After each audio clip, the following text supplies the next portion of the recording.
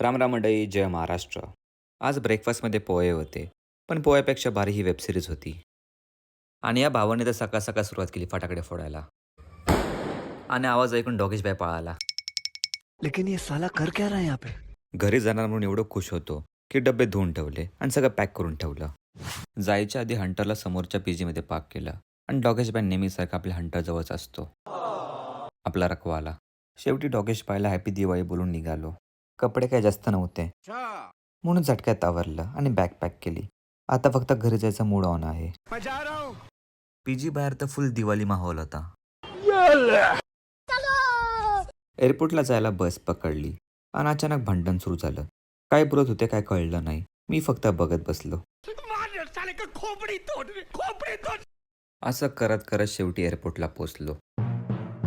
खूप थकलो होतो म्हणून आपली एनर्जी ड्रिंक घेतली, ते म्हणजे चहा. मजा आया. आणि पुढच्या ब्लॉकमध्ये बाकीचा प्रवास करूया. चला तर, जय महाराष्ट्र मित्रांनो.